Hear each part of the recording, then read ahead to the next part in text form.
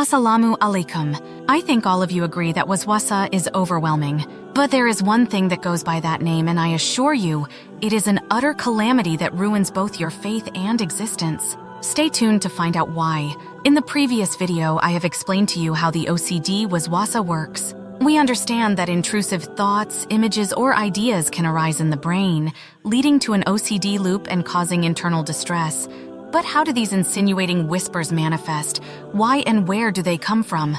My dear brothers and sisters, these thoughts can come from three sources: a person's own evil inclinations, nafs, demonic forces among the jinn, and malicious individuals. But the Quranic verses highlight these sources.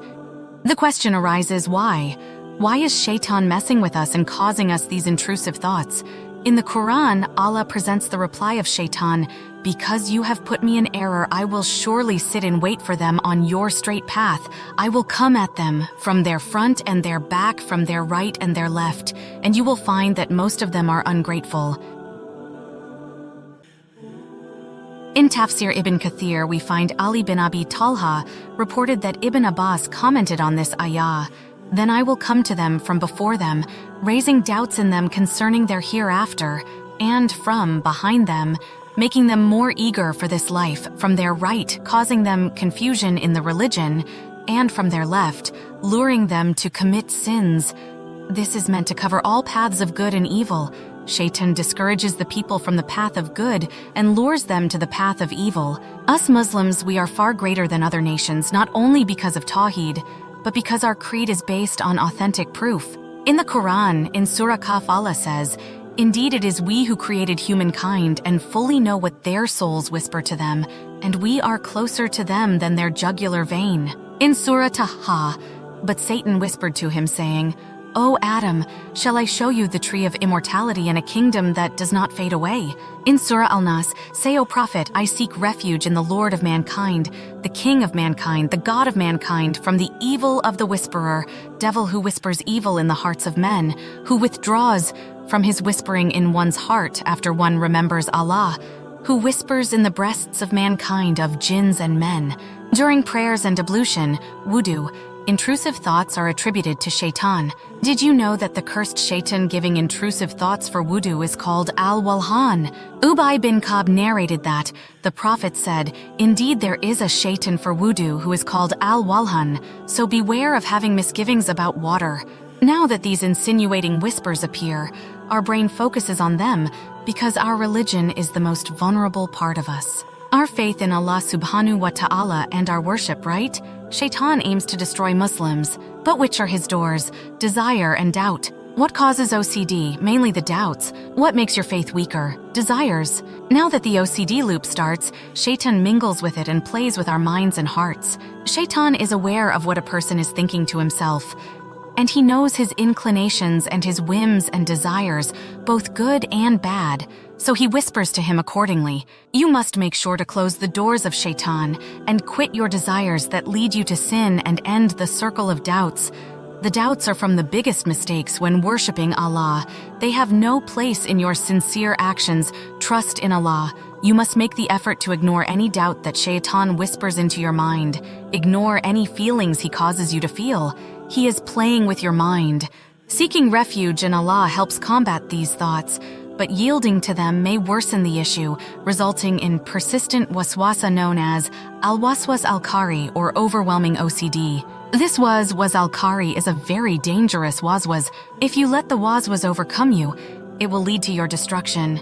It will aim to give up your wudu, ghusl, and prayer. Resisting and hating evil waswasa indicate a strong faith. You are not held accountable for intrusive thoughts as long as you do not act upon them or speak of them, but dwelling on them will lead to the waswasa reaching your creed and then question it. Make sure you dispel of the waswasa as soon as possible before it plays with your tawheed.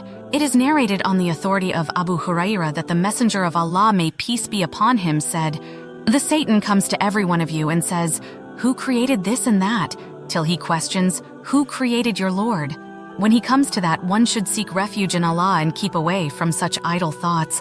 My dear brothers, dispelling such thoughts can be achieved by seeking refuge in Allah and strengthening your spiritual connection through acts of worship while avoiding haram actions, all haram actions, and keeping the heart busy with knowledge and dhikr. But what is the explanation behind the importance of keeping the heart busy with knowledge and dhikr? Because whisperings often stem from a lack of remembrance of Allah and from being idle or inactive in the deen.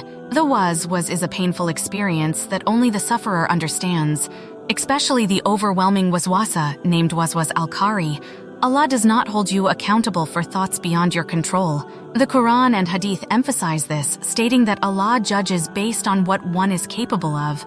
If you are afflicted with such waswasa, as scholars advise, you should ignore and not to pay any attention to these whispers and to do the opposite of what they are calling you to do. Engage in reading the Quran, reciting prescribed adhkar, strengthening faith through acts of worship. Do exactly what shaitan hates. Shaykh al-Islam Ibn Taymiyyah, rahimahullah, said, "Silence void of recitation or dhikr or dua is not worship, nor has it been commanded with. Rather, it opens the door to whispering. Therefore, preoccupation with the remembrance of Allah is better than being silent."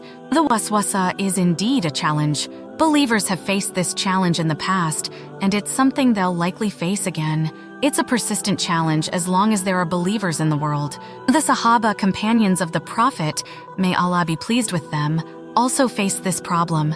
The difference between the waswasa that comes from the shaitan and the one that comes from the nafs is subtle, as was quoted by Shaykh al-Islam Ibn Taymiyyah, may Allah have mercy on him, from some of the scholars.